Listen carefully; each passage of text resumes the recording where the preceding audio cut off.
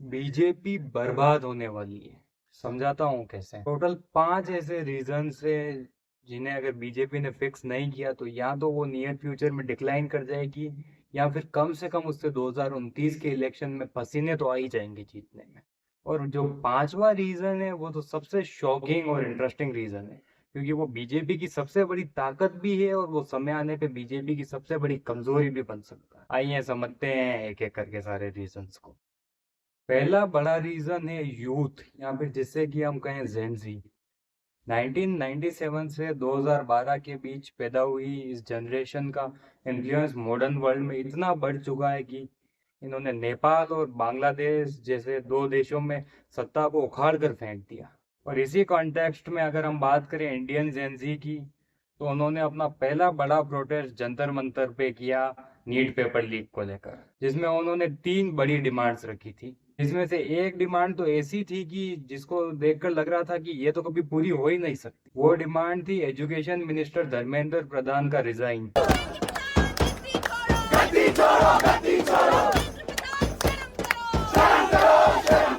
जो सबको लग रहा था कि कभी भी पूरी नहीं होगी, क्योंकि इसी सरकार के एक बड़े मिनिस्टर पहले स्टेटमेंट दे चुके थे कि ये एनडीए गवर्नमेंट है, यहाँ रेजिग्नेशंस नहीं होते हैं। इसमें मंत्रियों के त्यागपत्र नहीं होते हैं भैया, वो यूपीए गवर्नमेंट नहीं है, एनडीए गवर्नमेंट है।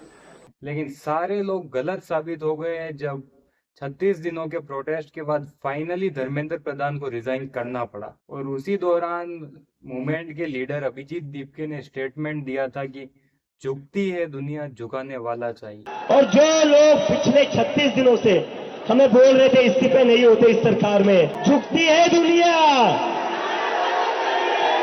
और इस स्टेटमेंट से उन्होंने ये जाहिर भी कर दिया कि अगर यूथ मोबिलाइज हो जाए एक जगह और इकट्ठा हो जाए तो किसी भी सरकार को झुका सकता है। और जिस तरीके से अभी एजुकेशन सिस्टम के हालात है और देश में जैसी बेरोजगारी चल रही है, यूथ खासा नाराज है बीजेपी गवर्नमेंट से। और अगर उन्होंने इस चीज को फिक्स नहीं किया तो उन्हें ये 29 इलेक्शन में बहुत महंगा पड़ सकता है। अगर हम दूसरे कारण की बात करें तो वो है इथेनॉल।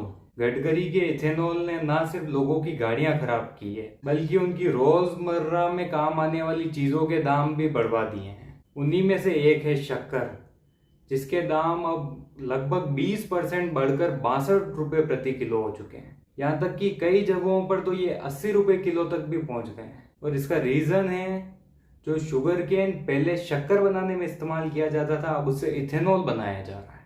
तो ऑब्वियस सी बात है, शक्कर बनाने के लिए शुगर केन की सप्लाई कम पड़ेगी, और सप्लाई कम पड़ेगी तो माल कम बनेगा, और माल कम बनेगा तो प्राइसेस महंगी होगी। और अगर हम लॉन्ग टर्म में बात करें, ये इथेनॉल की पॉलिसी ऐसे ही चलती रही तो शक्कर के प्राइसेस भी ऐसे ही बढ़ते रहेंगे, वो कम होने वाले तो है नहीं। इसके साथ साथ एथेनॉल की जो फैक्ट्रीज हैं वो पोल्यूशन भी काफी ज्यादा करती है, इसलिए वहाँ आसपास रहने वाले लोगों का जीना भी दूभर कर दिया है इन फैक्ट्रियों ने। और एथेनॉल बनाने के लिए हजारों लीटर पानी खर्च होता है, वो तो सभी जानते ही हैं। लेकिन इस पूरे मामले में अगर किसी एक जने का फायदा हो रहा है तो वो है हमारे गडकरी साहब के सुपुत्र। उनकी कंपनी लगातार प्रॉफिट पे प्रॉफिट कमाए जा रही है और वो और अमीर बनते जा रहे हैं, भले देश के लोग और गरीब बनते जा रहे हैं। तो सरकार को इस एथेनॉल पॉलिसी पे भी ध्यान देना चाहिए, वरना ये उन्हें आने वाले चुनावों में बहुत महंगी पड़ सकती है। अगर हम तीसरे रीजन की बात करें तो वो है रिजर्वेशन। ये सिर्फ आज का मुद्दा नहीं है, ये सालों से बना हुआ है। लेकिन ये मुद्दा तब हाईलाइट में आ गया जब कॉकरोच जनता पार्टी ने जंतर मंतर पे सरकार को झुका दिया, और उसके बाद कई नई पार्टीज और फॉर्म हो गई ऑनलाइन, जिनमें से ही एक है रिजर्वेशन हटाओ आंदोलन। इन लोगों का कहना है कि जो रिजर्वेशन मिला हुआ है एससी एसटी ओबीसी कम्युनिटीज को, उससे हटा देना चाहिए, या फिर कम से कम उससे रिव्यू तो करना ही चाहिए। रिजर्वेशन प्रोटेस्ट के लिए क्यों हो रहा है प्रोटेस्ट? मैम, जैसे कि आपने देखा है कि एजुकेशनल सिस्टम में हमने देखा है कि कितना भेदभाव चलता है जर्नल और एससी एसटी वालों के लिए।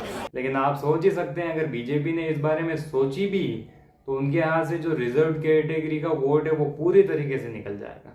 और अगर उन्होंने इस पर ध्यान नहीं दिया तो जो जनरल कैटेगरी के लोग रिजर्वेशन के अगेंस्ट आंदोलन कर रहे हैं, उनका साफ कहना है कि वो बीजेपी को वोट नहीं देंगे, जो इतने सालों से बीजेपी के लॉयल वोटर बने हुए थे। मतलब बीजेपी तो बुरे तरीके से फंस गई यार। जो रिजर्व कैटेगरी के वोट्स हैं उन्हें वैसे भी अपोजिशन लगातार खींचने की कोशिश कर ही रहा है। वो बार बार ये तर्क देता है कि बीजेपी तो सिर्फ ब्राह्मणों की पार्टी है, ब्राह्मणवाद को सपोर्ट करती है। अब जिनका साथी होने का इल्जाम बीजेपी पर लगाया जाता है वही ब्राह्मण और वही क्षत्रिय उसके खिलाफ हो रहे हैं। तो इस मामले में भी बीजेपी को कुछ ना कुछ करना ही पड़ेगा।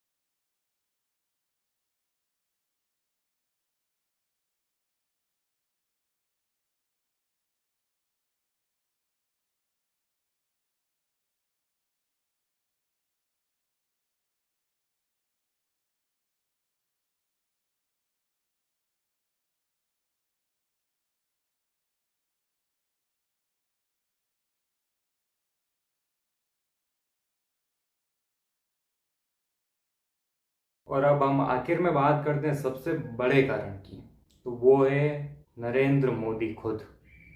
जी हाँ, जिन नरेंद्र मोदी की छवि के दम पे कोई भी कैंडिडेट जिसे कोई भी नहीं जानता है वो भी चुनाव जीत जाता है, वही नरेंद्र मोदी एक बड़ी प्रॉब्लम बन सकते हैं बीजेपी के लिए। क्योंकि मोदी का कद इतना बढ़ चुका है पार्टी में कि पार्टी पूरे तरीके से उनके ऊपर निर्भर हो चुकी है कई जगहों पर चुनाव जीतने के लिए।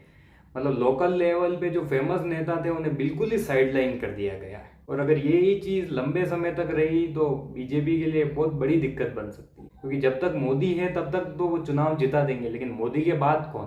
तो लोग इस पर कहते हैं मोदी के बाद योगी आदित्यनाथ, लेकिन ये तो लोग कहते हैं ना, पार्टी क्या चाहती है वो तो बिल्कुल ही अलग बात है। पार्टी तो कुछ और ही चाहती है। पार्टी में अगर मोदी के बाद सेकंड पे कोई है या फिर लगभग मोदी के बराबर कोई है तो वो है अमित शाह। और अमित शाह और योगी आदित्यनाथ की राइवलरी के बारे में तो सभी जानते हैं। अमित शाह पूरी कोशिश करेंगे, अपनी जान लगा देंगे कि योगी आदित्यनाथ ऊपर ना आ सके।